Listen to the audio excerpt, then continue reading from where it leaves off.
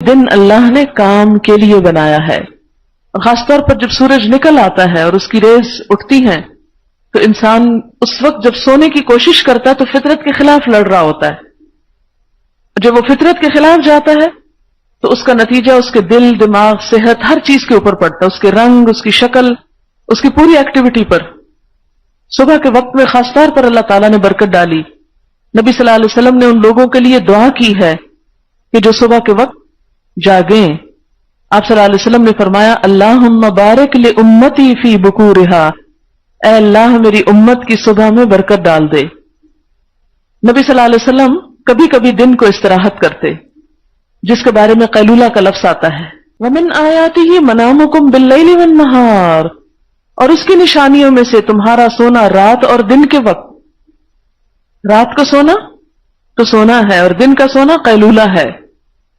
یہ صبح کا سونا مراد نہیں ہے جس کے ہم سب عادی ہیں۔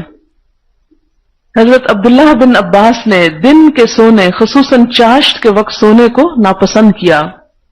اپنے بیٹے کو اس سے بچنے کی تاکید کرتے تھے، اور وہ کہا کرتے تھے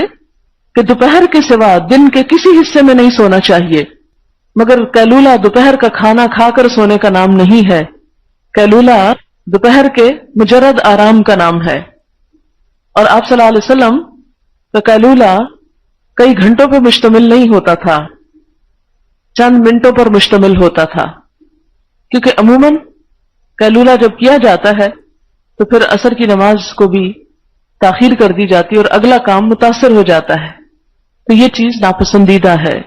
قیلولے کا بھی ایک لمٹ ہونی چاہیے،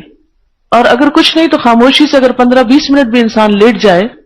تو اس سے بھی انسان نئے سرے سے تازہ دم ہو کر مزید بہتر کام کر سکتا ہے۔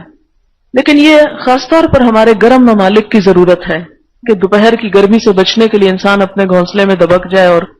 تھوڑی دیر قیلولہ کرے۔ لیکن اگر ہم اپنے جدید دور کے جو ذرائع ہیں ان سے کام لے کے اگر اپنے انوائرنمنٹ کو بہتر بنا لیں تو ہمیں اس کی ضرورت کم ہوگی، کیونکہ دن کا جو میجر حصہ کام کا ہوتا ہے وہ پھر ہم محض کھانے کے بعد آرام کے بعد چائے، اور چائے کے بعد بس پھر ایسے ہی وہ دن سلپ ہو جاتا ہے ہاتھ سے۔ آپ صلی اللہ علیہ وسلم نے کھانا کھاتے ہی سونے سے منع فرمایا ہے،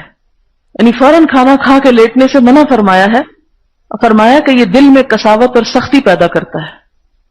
یعنی غفلت پیدا ہوتی ہے اس سے، دل میں اس سے بیماریاں بھی پیدا ہوتی ہیں۔ اگر ہمارے کھانے اور نیند کے انداز درست ہو جائیں تو ہمارے کام کرنے کی رفتار کئی گنا زیادہ بڑھ جائے۔ ہمارا ان دونوں چیزوں کا جو انداز ہے وہ درست نہیں، اوقات کے اعتبار سے بھی پابندی نہیں، اور اسی طرح جو کوانٹٹی ہم لیتے ہیں یا اس کے اندر جو چیز ہم استعمال کرتے ہیں وہ درست نہیں۔ اس کے نتیجہ کیا ہوتا ہے کہ جب سونے کا وقت نہیں ہوتا تو ہم سو رہے ہوتے ہیں، جب سونے کا وقت ہوتا ہے ہم جاگ رہے ہوتے ہیں، اور مسلسل ایک ایسی کیفیت کا شکار ہوتے ہیں کہ جس سے ہم زیادہ بہتر کام کر نہیں سکتے۔